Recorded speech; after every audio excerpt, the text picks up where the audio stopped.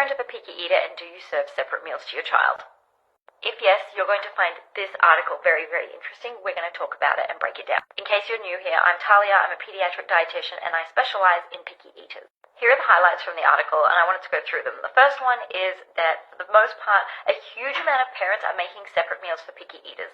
This is something I talk about a lot, that when you do that and you cater and you over-accommodate, you are going to cause the picky eating to be worse over time. And it's really simple for why that is.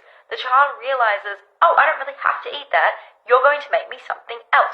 This was an interesting one, that 1 in 8 still require their child to clean their plate and finish what's on their plate. I've done quite a few videos talking about how coercing children to eat more food is not helpful for them, and it's also not helpful for you in the long term, which is basically what this last point says, that both of these approaches can foster unhealthy eating habits over the long term. Now, something I want to point out is that a lot of parents who use things like pressure, like you need to have a no thank you bite, you can't leave the table until you finish everything, these are short-term band-aid solutions. This helps you as the parent feel better in the moment because you are forcing your child to do something. Like, they're eating a vegetable, thank goodness, now they're at least eating a bite of the vegetable. Versus if you think about that in the long term, forcing and coercing children to eat things that they don't want to eat is actually going to cause, down the track, your child to not want to eat those foods. Think about your child now. They're a 2 or 3-year-old, they could be a 7-year-old.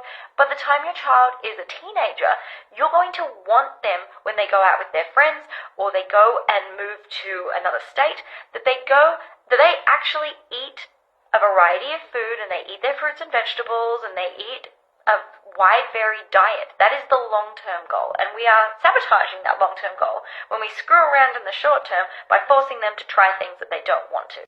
This is the point from the article that I really wanted to touch on, because most parents want their children to eat, quote-unquote, a healthy diet.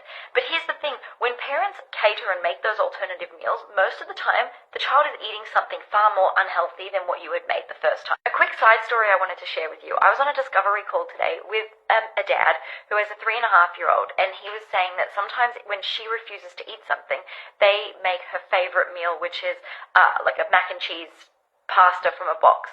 And it's the healthier version of it, but it's still not, quote-unquote, healthy. It's not balanced. It doesn't have fruits and veggies in it. It doesn't have lean, like any kind of a meat protein in it. It doesn't have cheese, but it's really macaroni and cheese. It's two things put together.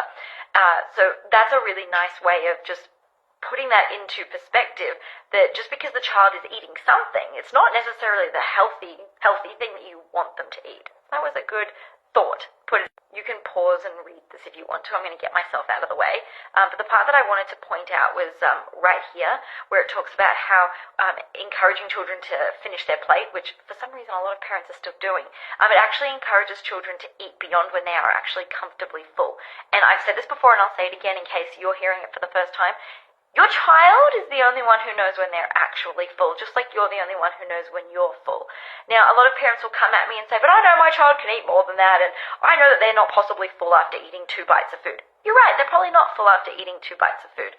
But how would you feel if, let's say, you had had a really hard day and you were coming home and you weren't feeling well, and you didn't really feel like eating very much? How would you feel if your spouse sat down next to you and was like, Talia, I know that you can eat more than 3 green beans. That's ridiculous. You can't possibly be full.